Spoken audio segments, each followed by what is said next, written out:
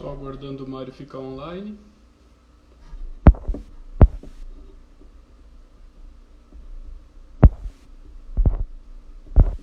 Aqui.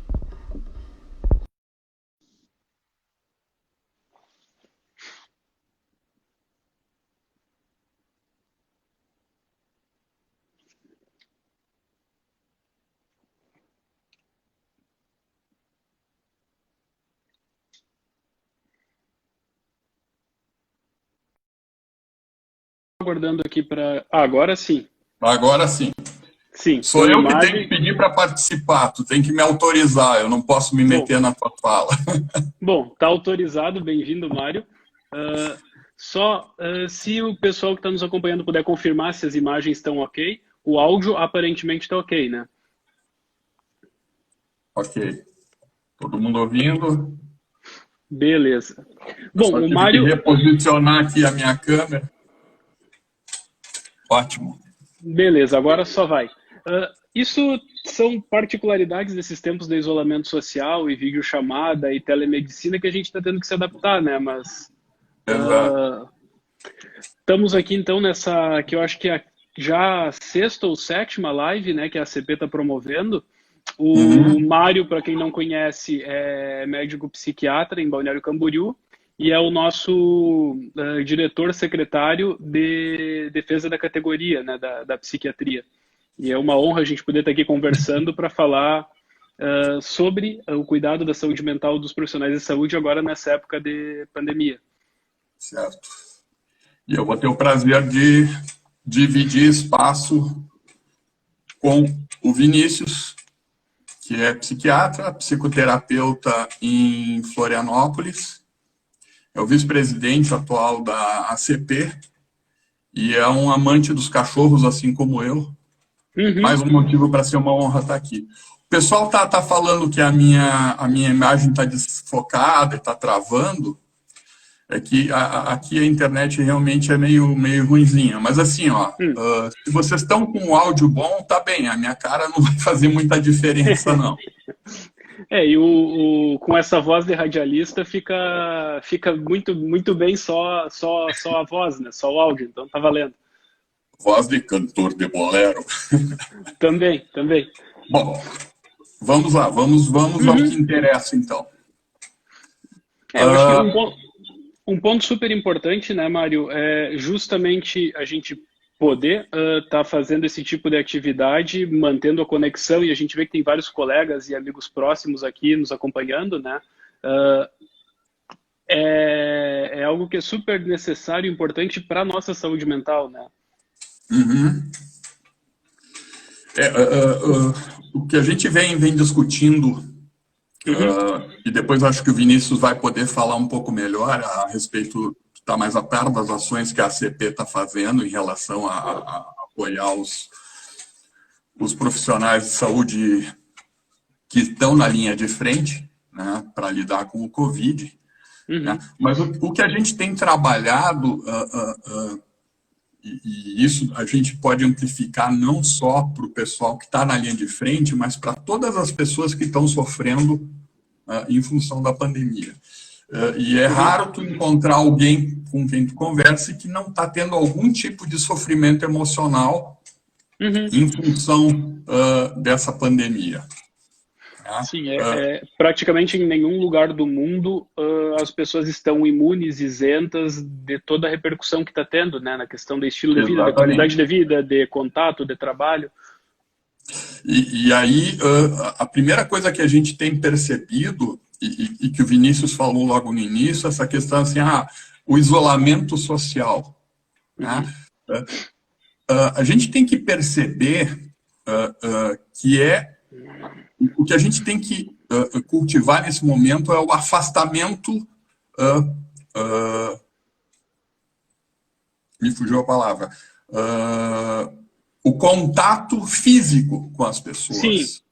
o que não é Tá? igual a isolamento social afetivo, né? Exatamente. A gente tem que se dar conta que, independente desse afastamento físico que a gente está se obrigando a ter em função da pandemia, é Uhum, muito necessário que a gente mantenha o contato emocional, o contato social com as pessoas. A gente tem estudado algumas dicas a respeito de como lidar com situações de catástrofe. E todas elas são unânimes em que o contato humano é básico nesse momento. Sim, e a gente tem que, então, que... se adaptar nesse momento e se adequar à questão de estar fazendo contato de outra forma que não seja o contato físico. Justo, e um aspecto super importante que diferencia, né, que é uma particularidade dessa pandemia da Covid, é que, diferente de outras catástrofes, da situação de enfrentamento de outras catástrofes, essa é diferente de um terremoto, um tsunami, um atentado terrorista, que é algo que acontece pontualmente, faz um estrago enorme e depois a gente tem que lidar prospectivamente com as consequências disso.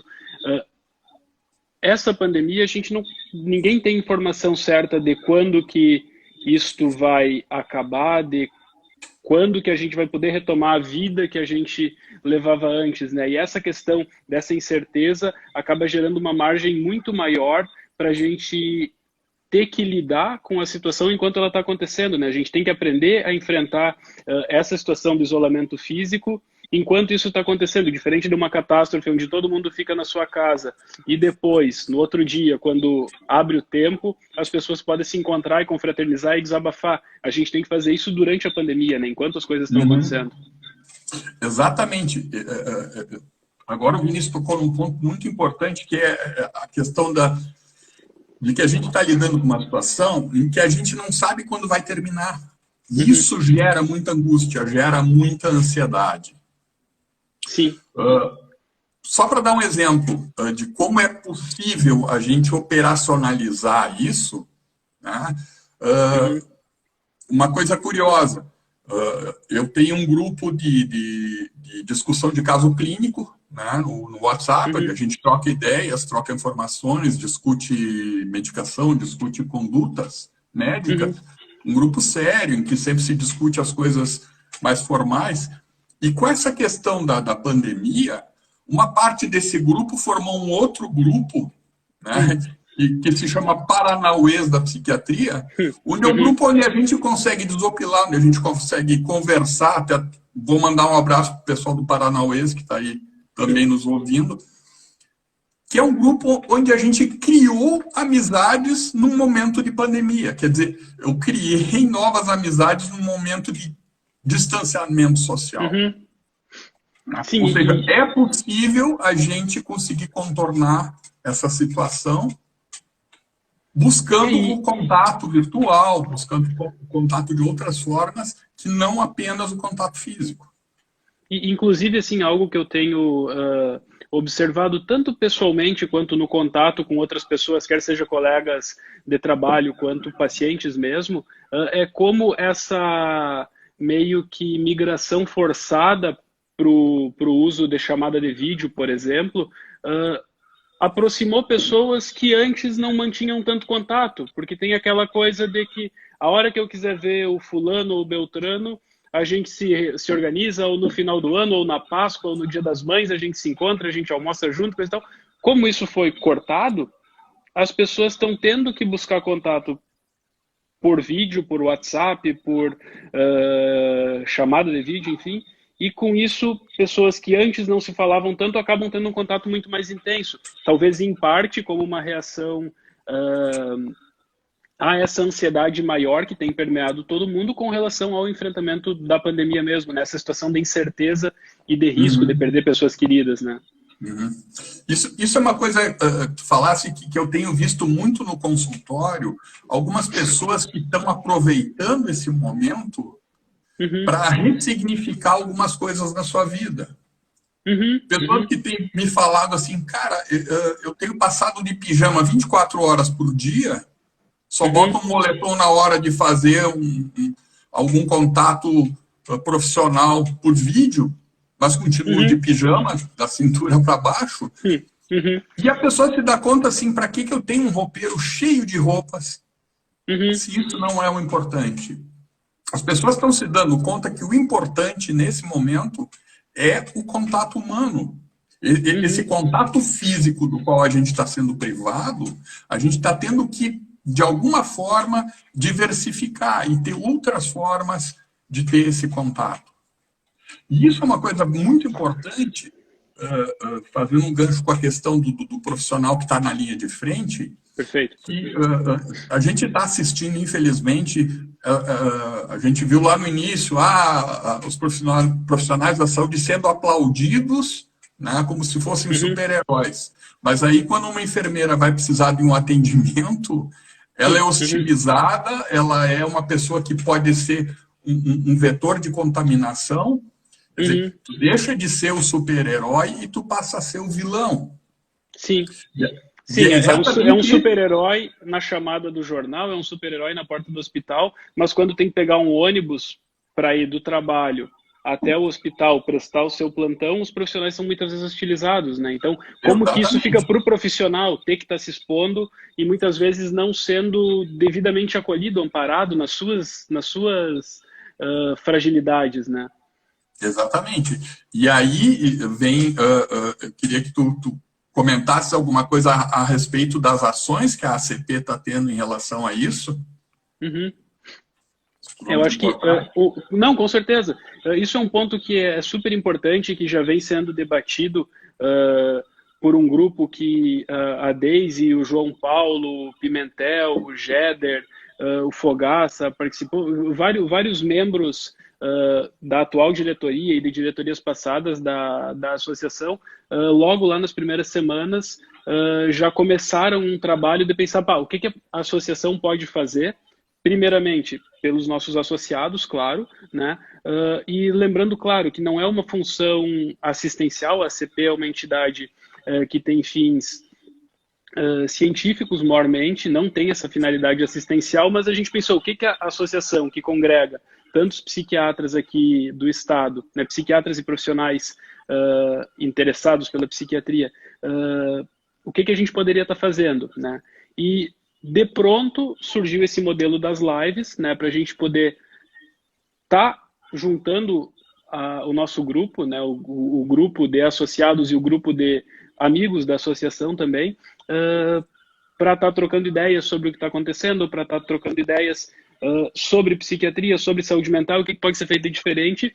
E um gancho que foi feito, acho que há umas 2, 3 semanas, que foi divulgado já pelo CRM, a ACP, junto ao Conselho Regional de Medicina, o Conselho Regional de Medicina de Santa Catarina, criou uma plataforma para suporte dos profissionais de saúde, dos profissionais médicos que estão envolvidos no atendimento à Covid, e o que a ACP fez foi, junto com o Conselho, buscar criar o gancho entre profissionais, entre psiquiatras associados que tenham interesse em colaborar com essa iniciativa, para estar se dispondo junto ao CRM, prestando atendimento voluntário para esses profissionais que estão na área, que estão na linha de frente, né, do enfrentamento da Covid.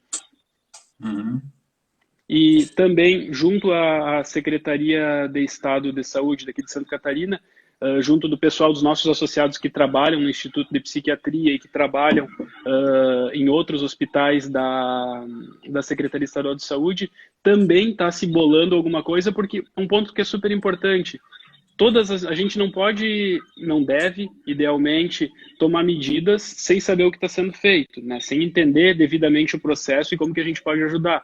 E é algo que a gente tem que preparar, nós profissionais da área de saúde mental. A gente tem que estar muito bem afinado, tem que estar com as nossas engrenagens devidamente engrenadas, né, para poder preparar um trabalho que não é para agora, é um trabalho para meses à frente, considerando o tempo que a gente prevê que a pandemia vai durar e as consequências a médio e longo prazo para a saúde mental desses profissionais que estão expostos, né? Que algo que é muito importante a gente pensar quando fala sobre situações de enfrentamento de catástrofe é o risco de quadros de estresse pós-traumático em quem está exposto diretamente a essa catástrofe. Quando a gente fala em catástrofe dentro da assistência de saúde, a gente fala de uma potencial sobrecarga do nosso sistema de saúde, os profissionais que vão estar lá trabalhando com EPI limitado, com recursos limitados para oferecer para o paciente, isso é uma situação muito estressante para o profissional de saúde, né? e como que isso vai ficar daqui a 3, daqui a 6 meses, daqui a 1 ano, depois que a gente tiver superado a pandemia e tiver trabalhando pela recuperação do país, das nossas famílias, dos nossos trabalhos, enfim, como que vai estar a saúde mental dessas pessoas, né? Então, parte do trabalho e que está sendo feito nos bastidores, é pensar em como que a gente vai poder oferecer suporte, não necessariamente nesse momento, e sim nos momentos vindouros, quando os profissionais de saúde mental vão ser muito mais requisitados do que estão sendo agora, onde está tudo uma situação ainda nebulosa, né? Tudo muito novo, né, Mário? Uhum. Já se está chamando esse momento de a quarta onda, que vai ser o momento em que realmente vai eclodir uma piora considerável nos sintomas emocionais, que a gente já está começando a ver no consultório.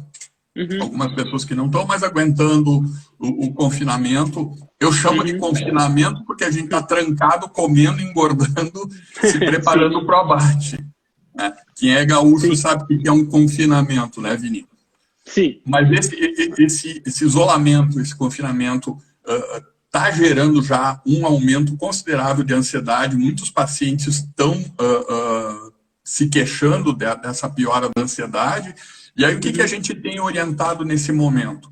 Como é que eu lido com a ansiedade que está me afligindo nesse momento? Tentar manter uma rotina. Né? Se eu entrar nessa de, bom, eu não tenho compromisso nenhum, então eu vou comer quando der fome, eu vou dormir quando der sono, isso vai bagunçar completamente o meu relógio biológico, eu vou ficar completamente desorganizado. Então, manter uma rotina é uma coisa que precisa ser feita para que eu consiga manter um mínimo de estabilidade. Então, eu vou comer nas horas certas, eu vou dormir no horário que eu estou acostumado a dormir, vou tentar fazer uma atividade física mesmo que seja dentro de casa, vou procurar ter atividades prazerosas, isso é extremamente importante, e eu vou tentar mudar esse paradigma, a forma como eu estou lidando com essa questão do isolamento.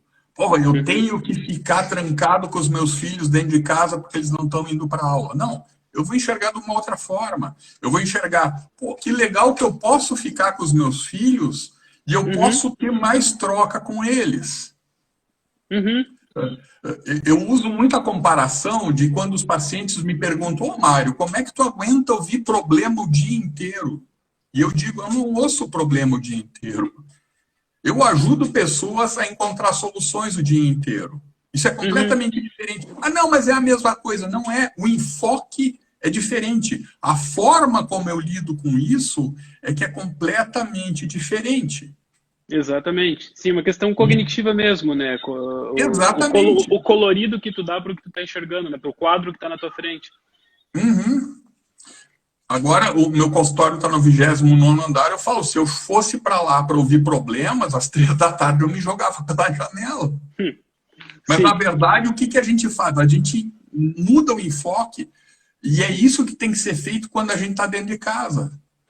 Será que eu estou convivendo com os meus filhos, eu estou conseguindo conversar com eles a respeito de como é que era a minha infância? Nós que já somos mais antigos, assim, a gente não tinha celular. Alguns tinham TV preto e branco. Não é teu internet, caso, ninguém imaginava. Não, a minha já era colorida, mas a internet foi muito tarde que foi aparecer, então... E a gente ter a possibilidade de ter essas trocas com os familiares da gente, principalmente com os nossos filhos, está sendo um momento muito rico de ressignificar as coisas. Eu tenho visto pessoas que têm conseguido trazer isso no consultório, essa questão de estar conseguindo fazer essa troca, de dar um significado novo para as pessoas que estão à sua volta. Mas está tendo muito mais briga conjugal em função do isolamento. Sim, por quê? Porque as pessoas antes não estavam realmente convivendo. Justo. Então, sim, eu tenho que aprender... Oi? Não, siga, perdão. E é exatamente essa questão, assim, de aprender a realmente conviver com as pessoas que estão comigo. Sim, Eu tenho visto... essa interface, quando a gente pensa, aí entra um ponto que é super importante, né, a gente poder abordar nessa nossa conversa, cujo enfoque é justamente essa questão da saúde do cuidador, né, algo que para muitas pessoas tem sido difícil lidar com a necessidade de isolamento dentro de casa com a família por estar exposto, por ser um potencial carreador da infecção, né? Uhum. Isso, esse é um estresse, é um peso que pode se tornar bastante difícil de lidar com para os cuidadores, né? Para os profissionais que estão envolvidos na linha de frente. Uhum. E, entretanto, a gente tem essa questão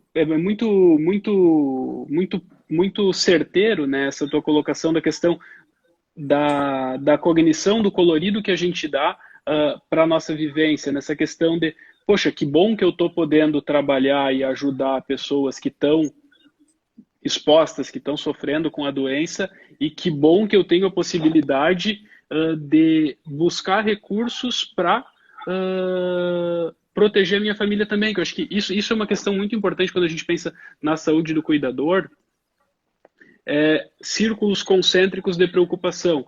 Primariamente, se eu sou um cuidador, se eu sou um profissional de saúde, é importante que eu esteja bem comigo para poder prestar assistência aos outros. Uhum. Né? Então, é importante a gente refletir, como profissionais de saúde, que recursos que a gente tem, pode e deve empregar em nome da nossa própria saúde mental, né? Para primeiramente, eu estando bem frente a toda essa situação, e quando eu falo bem, é bem dentro do possível, né? Uhum. Porque bem, imune, incólume ao cenário pandêmico, ninguém, teoricamente, ninguém, logicamente, deve estar, né? Se estiver, eu vou desconfiar que está doente. Exatamente. Aí sim a gente está lidando com um quadro claro de doença mental desencadeada pela pandemia, que é a negação da pandemia, né? Exato. A negação do risco. Mas, primariamente, eu preciso ter recursos que me assegurem o meu bem-estar para que eu possa, estando bem comigo, poder estar bem e proteger as pessoas que estão à minha volta no meu círculo imediato, para, a partir daí, a partir da minha relação com o círculo de pessoas, que são as minhas pessoas, que são os meus familiares, que são as pessoas com quem eu me relaciono socialmente, por mais que seja socialmente através do celular, né? Para, a partir daí, a partir desse círculo concêntrico, onde tem a minha saúde mental, o meu bem-estar, o bem-estar das pessoas que me cercam, da minha família, dos meus amigos, das pessoas que eu amo, a partir daí poder expandir esse círculo para poder cuidar dos demais que dependem do nosso trabalho técnico, né? da nossa capacidade técnica, nós na saúde mental e os outros profissionais de saúde que estão lá no pronto-socorro, que estão na emergência, que estão na UTI, que estão... Enfim, também tem outros aspectos para a gente conversar sobre os outros profissionais que estão lidando com isso, né? Mas é fundamental que a gente tenha em mente essa questão de que a nossa faceta profissional técnica, ela depende desse background da nossa vida pessoal que a gente tem que estar cuidando nesse momento, né? É muito fácil engrenar na conversa heróica de que profissionais de saúde são heróis e coisa e tal. Não são. Profissionais de saúde são pessoas, como todas as outras, que têm medos, inseguranças, aflições e que podem sim estar ansiosas, aflitas com o enfrentamento da pandemia, mas que devem cuidar de si para poder cuidar dos outros e seguir com a peteca para cima fazendo o nosso trabalho, né, Mário? Uhum. Isso me dá um gancho de situações que eu já tenho vivenciado por atender pessoas que estão na linha de frente, de estar vivendo dramas pessoais, né? E aquela coisa, eu vou guardar o meu sofrimento numa gaveta, vou lá e vou sorrir, vou enfrentar e vou fazer o que eu tenho que fazer. Nesse ponto, realmente essas pessoas que estão lidando na linha de frente, muitas vezes com muitas perdas pessoais, estão sendo verdadeiros heróis. Justo, perfeito. Uma outra questão que eu tenho, infelizmente, eu tenho visto muito, com esse negócio do afastamento físico das pessoas, eu comecei a entrar em contato virtual com pessoas, amigos que eu não via há muito tempo, e que a gente, aquela coisa, um dia a gente se fala e tal, e vai ficando. E o curioso é assim, que da mesma forma que eu comecei a procurar pessoas, essas pessoas também, outras pessoas de longe também começaram a ter mais contato. Uma dessas pessoas me falou uma coisa muito interessante. Tudo que eu queria era poder ficar em casa sem fazer nada. E agora que eu estou podendo fazer isso, está sendo o caos. Eu não estou aguentando. E aí, conversando, a gente se dá conta assim, que ela infelizmente, ela está tendo dificuldade de conviver com ela mesma. Certo. E aí vem a questão que o isolamento está fazendo eclodir algumas questões pessoais em muita gente, né, por não estar conseguindo lidar com os próprios dramas, com as próprias dificuldades. E pessoas que muitas vezes acabavam, talvez inconscientemente, utilizando a atividade profissional como um escudo contra as próprias fragilidades, né?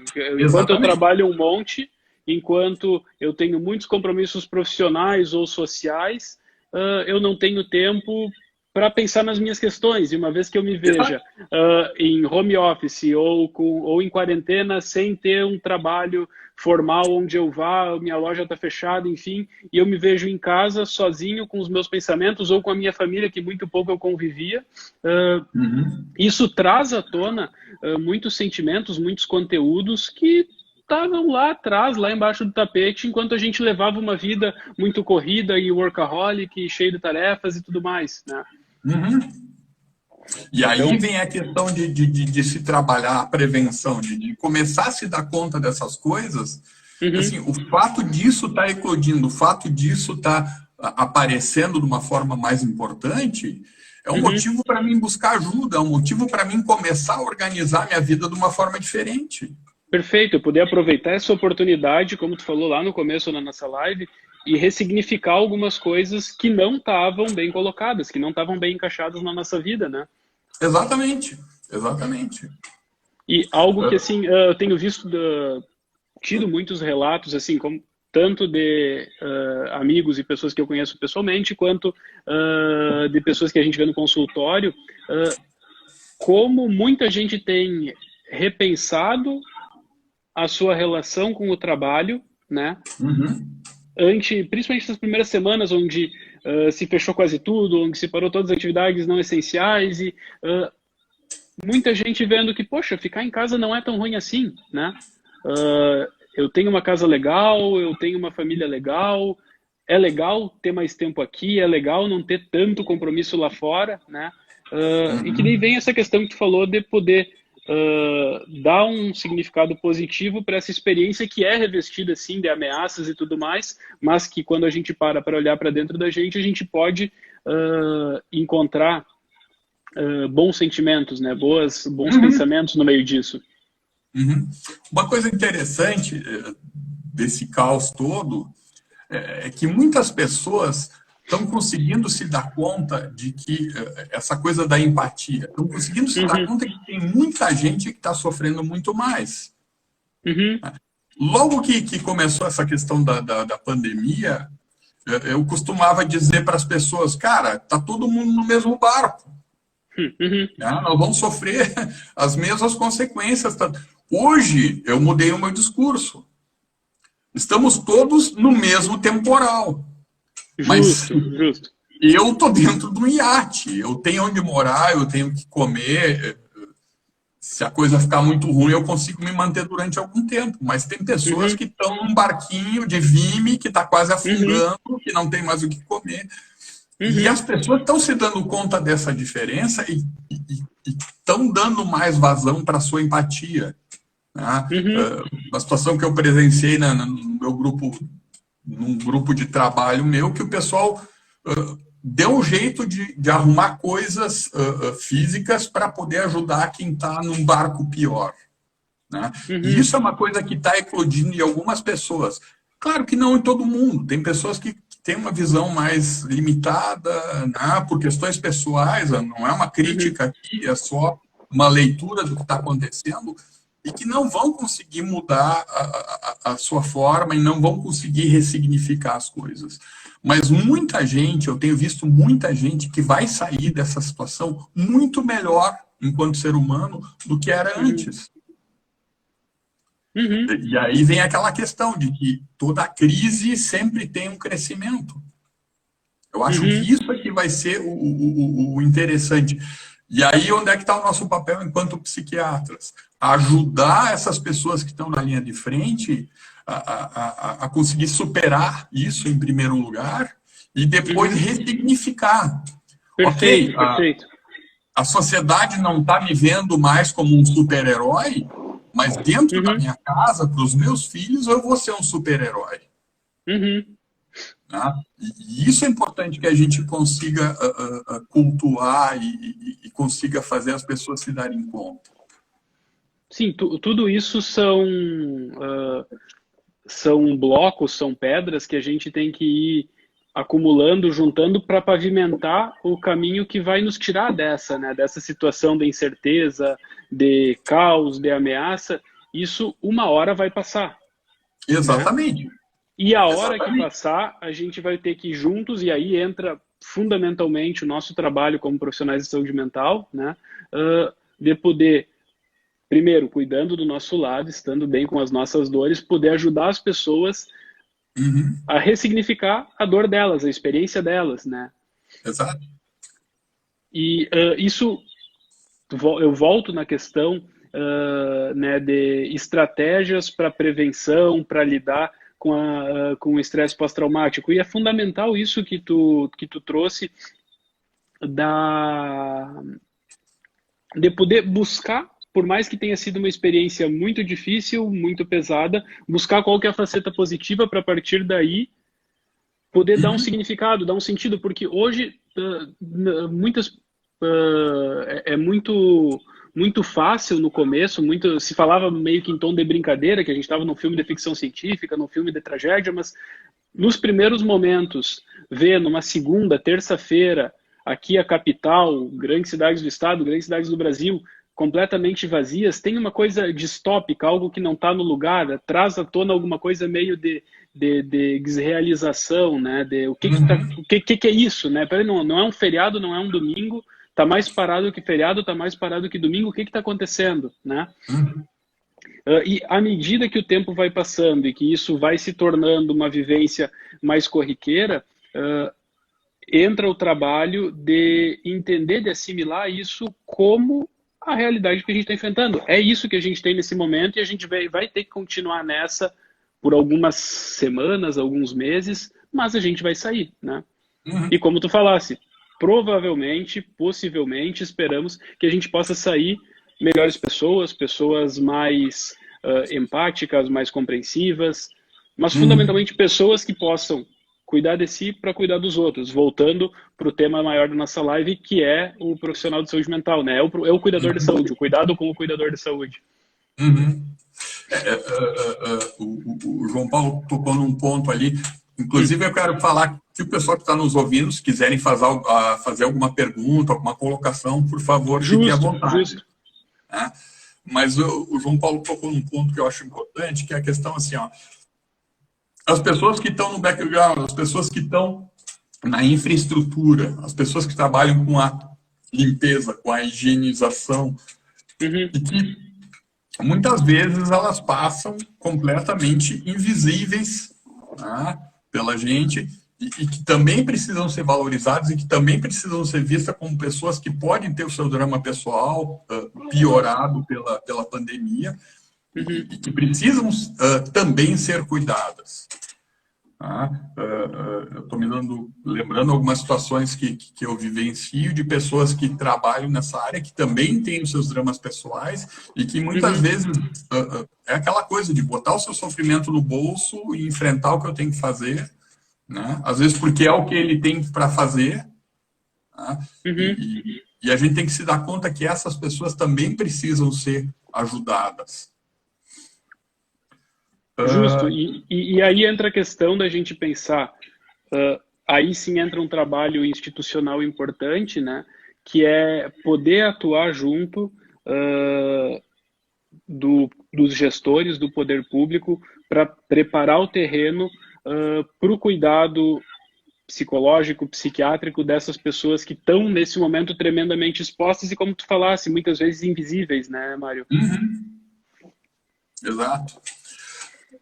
E eu fico pensando assim, algumas pessoas às vezes, isso já me foi questionado em consultório, falei, cara, mas eu sou uma pessoa só, o que eu posso fazer para mudar isso, para ajudar? Acho que se cada um fizer a sua parte, né, a coisa vai funcionar muito melhor. Em vez de eu ficar só criticando, ok, a questão política, sim, a questão política está atrapalhando muito para os dois lados. Né? Existe radicalismo tanto para as pessoas que tendem para um lado como para o outro lado. A gente tem que tentar fazer uma leitura em ambos espectros, né? Exato. Mas assim, eu enquanto indivíduo, eu posso fazer muita coisa para ajudar a coisa a estabilizar. E a primeira coisa a ser feita é cuidar das pessoas que estão dentro da minha casa. Justo. Se a coisa dentro da minha casa está mais estruturada, está funcionando bem, está andando bem, né? Ok, eu posso tentar começar a ajudar outras pessoas que estão na minha proximidade, né? É aquela questão, eu não vou mudar o mundo, mas eu posso mudar o meu mundo.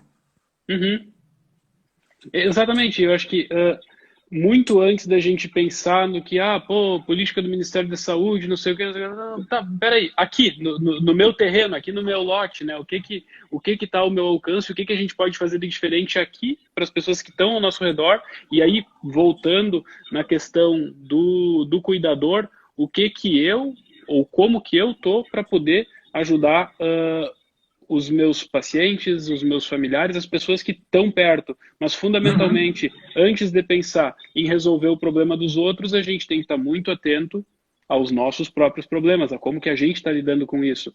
E aí a importância da gente poder ter esse tipo de conversa, né? Poder ter essas trocas horizontais entre colegas de trabalho, né? Como tu falaste do teu grupo, do teu grupo de WhatsApp, da tua turma, né? Do teu grupo de estudos, poder estar digerindo isso juntos, né? Porque a gente está diante de um fato razoavelmente inédito na nossa história recente, né?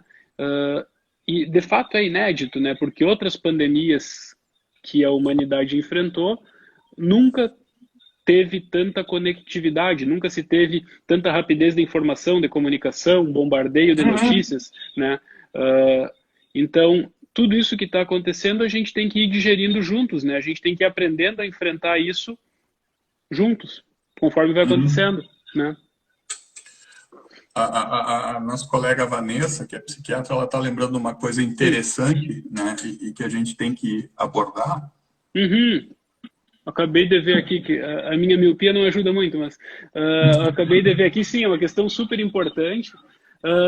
A questão do consumo de álcool, não sei se era isso que tu ias falar. Mas... Exatamente isso. Né?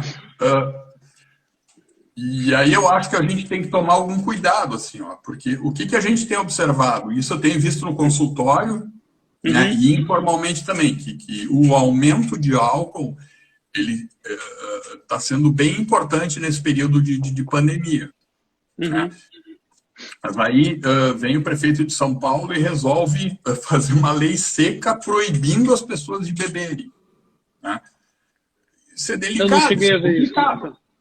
Certo. Ele institucionalizou lá que é proibido vender o álcool agora, eu não sei detalhes da lei, mas enfim, isso é uma coisa bem delicada. Né? Porque aquela questão de que o problema não é o álcool, e sim o uso que se faz dele. Justo. E proibir o álcool não vai impedir que quem está desenvolvendo uma relação abusiva com o álcool consiga. Né? Exatamente.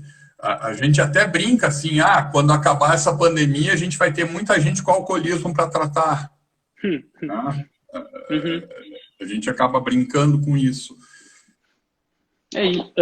Pegando o gancho ali do que a Vanessa falou, né, sobre o aumento de consumo de álcool entre profissionais de saúde, é importante a gente pensar por que esse álcool está entrando, né?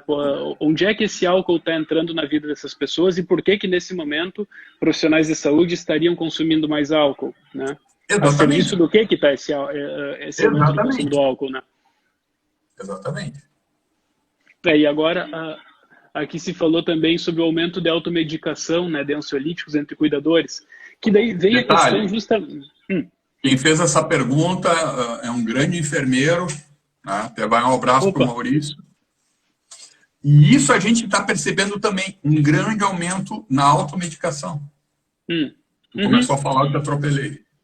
Não, mas pode seguir, porque isso é um ponto super importante e cabe a nós, como profissionais de saúde mental, ampliar talvez os canais para permitir acesso ao tratamento, né? Eu acho que isso é uma questão. Eu comentei até no começo ali, final de março e tudo mais, que a nossa prática profissional na psiquiatria modificou mais nos 15 dias finais de março do que nos últimos 10 ou 15 anos, né? Com o advento da telemedicina, né? Com a normatização, com a formalização dos atendimentos remotos, né? Isso Exato. isso impacta muito, né, na nossa prática profissional e na capacidade que a gente tem de permitir acesso a quem está isolado, a quem está... Eu penso em pacientes idosos que... recentemente eu atendi uma senhora que falou: poxa, eu nunca tinha feito uma consulta por vídeo. E eu pensei com meus botões: poxa, mas até mês passado eu também nunca tinha feito uma consulta por vídeo, né? Não é uma questão da idade dela, é uma questão do nosso momento histórico mesmo, né? De um advento para a nossa prática que veio e que pode ser utilizado, deve ser utilizado para poder estar ofertando assistência a quem está se vendo vulnerável, frágil, se automedicando ou se entorpecendo, né? Essa questão da consulta por vídeo, ela tem a grande vantagem de a gente poder manter esse distanciamento físico das pessoas. Eu sou mais antigo, eu sou do tempo em que tudo o que acontece dentro de uma consulta psiquiátrica, né, ao vivo, é valorizado. O jeito que a pessoa se veste, o jeito que a pessoa tá perfumada, o jeito, o hálito, o cheiro, tudo, né, vai ser avaliado e vai ser interpretado para fazer o conjunto do que a gente está vendo. Então, a gente perde muita coisa nessa questão de ter que fazer uma consulta virtual. Sim, sim. Ok, nesse momento é melhor do que nada. Mas aí vem a questão de que a gente tem que se dar conta que daqui a pouco, né, a gente tem que começar a voltar a valorizar essas pequenas coisas que muitas vezes não são valorizadas. Não, isso é algo que não sei como está sendo a tua experiência, até do pessoal que está nos acompanhando na live, dos atendimentos online. Definitivamente não é a mesma experiência, não é a mesma coisa, né? Eu falo por mim e também por feedback de pacientes que tá ok, vamos ficar nessa por enquanto, mas quando é que vai dar para a gente voltar para o consultório? Né? Porque especialmente pela questão do contato humano, né? Eu acho que a reverberação afetiva que acontece durante uma consulta é algo que o vídeo não consegue emular. Não, não, realmente. Isso que tu falaste é exatamente essa coisa assim, ó. Daqui a pouco o paciente começa a chorar na tua frente e como a transmissão tá com lag, tá com a imagem borrada, que nem estava no início, eu não consigo nem ver que o meu paciente tá lacrimejando. Quer dizer, a gente perde muita informação com isso. Né? Ok, é melhor do que nada. Né? Sim. Mas a gente tem que começar a se dar conta que são coisas para serem valorizadas, sim, né? E dentro do possível, né? Eu tenho atendido de máscara sempre, né? Muitas pessoas chegam na consulta e me pedem: eu posso tirar a máscara para falar porque eu não estou aguentando mais? Ok, eu vou lá para o fundo da sala, fico a 3 metros da pessoa e digo: não, tudo bem, pode tirar. Não é o ideal, estou me expondo mais, mas eu acho que naquele momento aquilo é necessário.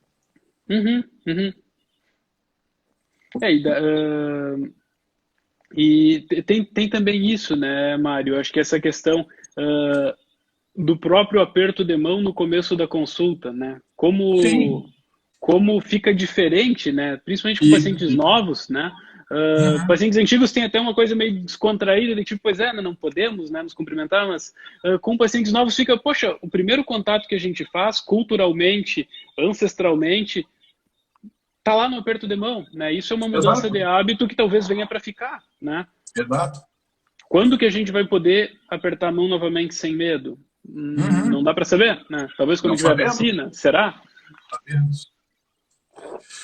E aí vem aquela questão assim do cuidador que não está podendo chegar em casa e abraçar Uhum. seus filhos, né? Sim, Que sim. por medo de contaminá-los ele acaba se isolando, né? Uhum. Eu tenho assistido algumas situações bem dramáticas assim de pessoas assim, cara, eu não abraço meu filho há 45 dias, né? E isso é de um sofrimento muito grande, Uhum. né? Sim, é como tá de castigo, né? Tu Sim, tá ali, tá vendo e não pode, né? o meu filho mora do outro lado do planeta, né? Já faz mais de um ano que eu não consigo abraçá-lo. Isso para mim já é um sofrimento muito grande. Mas eu Uhum. fico imaginando, tu tá vendo teu filho pequeno ali do lado, né? Uhum. Eu fico mais tranquilo porque eu sei que meu filho está seguro, está feliz, está fazendo o que ele gosta, né? Uhum. E quando for possível eu vou abraçá-lo. Mas eu fico imaginando aquela pessoa que está com um filho pequeno, né, que sai do seu Uhum. plantão, né, com aquela sensação, pálida e com muita gente contaminada, como é que eu vou chegar em casa abraçar o meu filho? E a gente Uhum. tem que lidar com esse sofrimento. Sim, sim, e um ponto importante, o teu filho que está no outro lado do mundo, antes da pandemia, tu sabia que quando tu visse ele, tu poderia abraçar ele, estar junto e estar grudado e ficar enchendo o saco dele, pendurado ali o tempo que for, né? Uhum. Tu sabia que tu poderia fazer isso. Agora, Sim. esse pai ou essa mãe que está chegando do hospital, que está chegando do plantão, que está chegando do consultório, que está vendo seu filho, sua filha e não está podendo abraçar, ele está ali vendo a pessoa e não sabe quando que vai poder abraçar, né? Que daí vem a questão da incerteza que permeia toda a discussão, todo o enfrentamento, né, da pandemia da Covid, né? É não Uhum. saber quando que isso vai acabar, né? Essa incerteza é que talvez esteja sendo o grande problema da gente lidar. A gente não sabe quando isso vai acabar. Uhum. E que daí aí entra um dos grandes desafios prospectivamente no cenário pós-pandêmico, né? É Uhum. justamente como que isso vai se acomodar no psiquismo das pessoas todo esse tempo de isolamento físico, de distanciamento físico, de estar vendo a família e não poder abraçar, de estar vendo pessoas sem poder contactá-las, enfim, como que isso vai ser assimilado daqui a Uhum. 3, 6 meses, né? Exatamente. Isso vai ser uma área de atuação para nós, da E saúde aí, mental, muito importante. e é isso que a gente está vendo, assim, ó, as consequências, aquilo que está sendo chamado da quarta onda, as Uhum, consequências de que isso tudo vai causar. uhum, Né? Eu, por exemplo, assim, ó, fazem mais de 40, 50 dias que eu não toco, não tenho contato físico com ninguém. uhum, Né? A não ser com os meus cachorros, né? Porque eles não saem de casa. Né? Se para mim isso está sendo sofrido, eu fico imaginando para pessoas que tenham essa necessidade, assim, exatamente, de tocar o filho, a esposa, uhum. uma mãe, um pai. Isso é um sofrimento que, sem dúvidas, daqui a pouco a gente vai ter que acabar lidando com isso. Sim. E uma coisa que, lembrando que tu falasse antes, né, sobre estar todo mundo no mesmo barco, não. Nós estamos todos na mesma tempestade, na mesma tormenta, e nós, aqui em Santa Catarina, pelo menos, aqui na região sul, é como se a gente tivesse com o nosso barco na tormenta, vendo as trovoadas e vendo as ondas mais altas lá longe, né? Num cenário que ainda não chegou aqui, né? Eu acho que isso é um Uhum. outro ponto de ansiedade e apreensão dentro dos profissionais de saúde, e não só profissionais de saúde, né? Todos os profissionais, como tu falasse, pessoal que está na limpeza, pessoal que está nos supermercados, que está nas entregas, enfim, ver uma situação que aqui, vá lá, tem muitos casos circulando, tem muitas pessoas, infelizmente, morrendo aqui perto da gente, mas o cenário aqui ainda está muito distante, muito diferente do cenário de São Paulo, Bahia, Ceará, Amazonas, Rio de Janeiro, né? Então, tem também um outro componente ansiogênico desse momento atual, essa questão de não saber se as coisas aqui vão ficar tão graves quanto em outros lugares do mundo, ou se vão ficar quando que vão ficar, né? Uhum. Exato. Essa insegurança, esse não saber o que vem pela frente, né, está gerando uma angústia, está gerando uma ansiedade muito grande. E pensando em estratégias de enfrentamento que a gente pode empregar, que a gente deve empregar e que deve se difundir para esse momento, não só para esse, claro, né, para esse momento pré-cataclisma,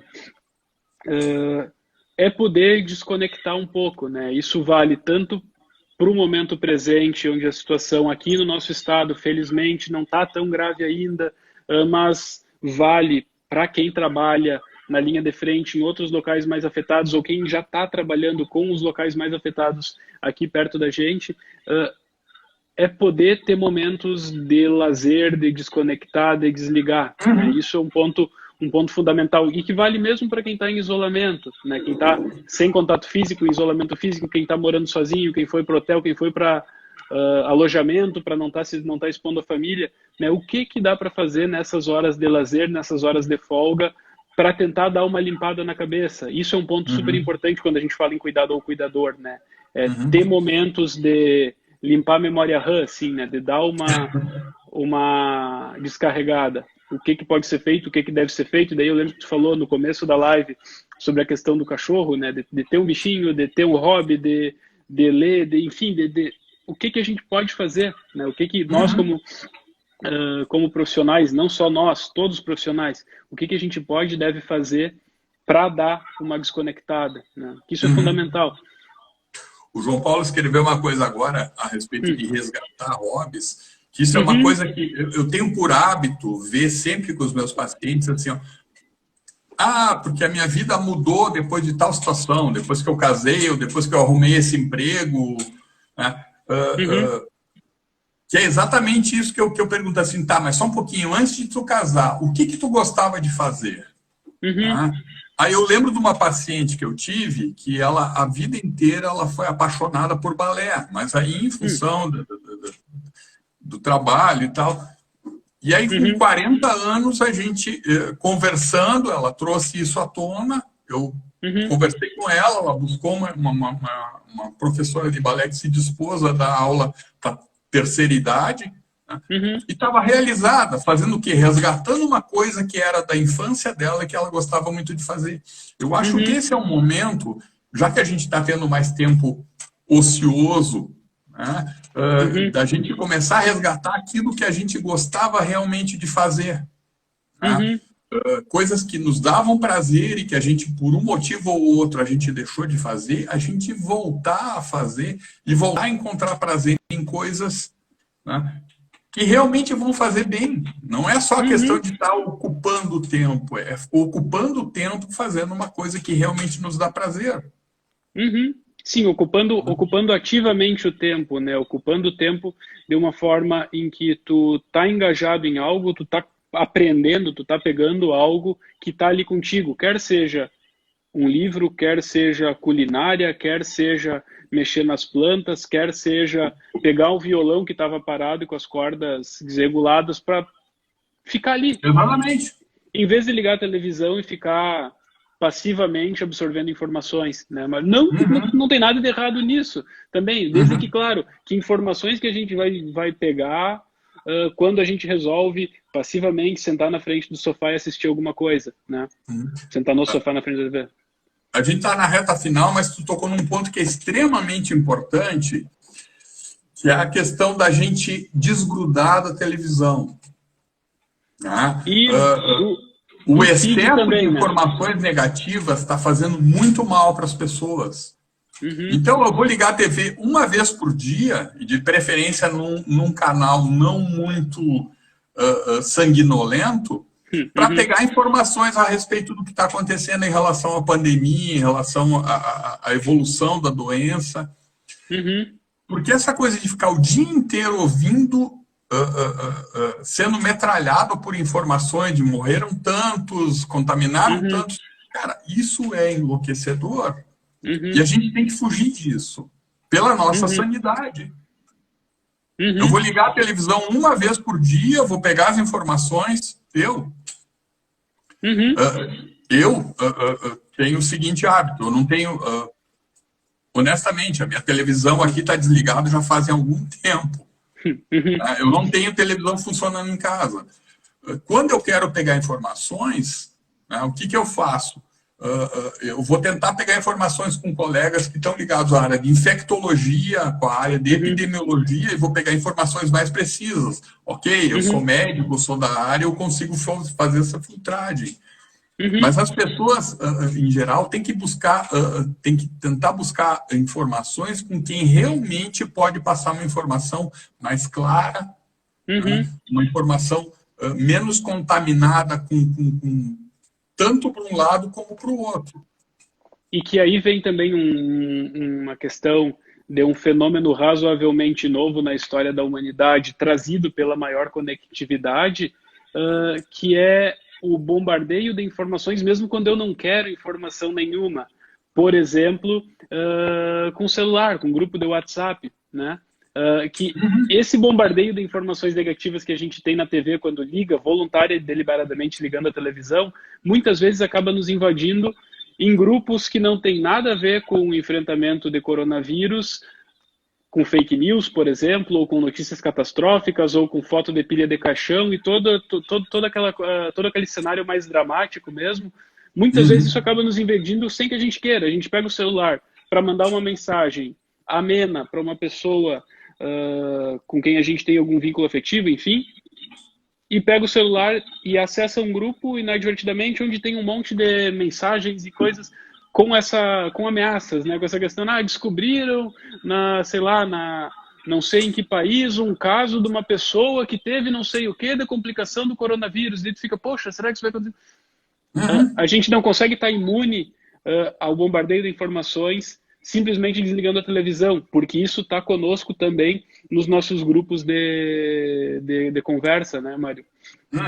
Exato. Mas é aquela questão de a gente começar a filtrar as informações. Perfeito. Vinícius, a gente está encerrando aqui, a gente já está estourando o nosso tempo. A Vanessa nos lembrou uma coisa extremamente importante, que é a questão ligada ao suicídio, ligado à pandemia.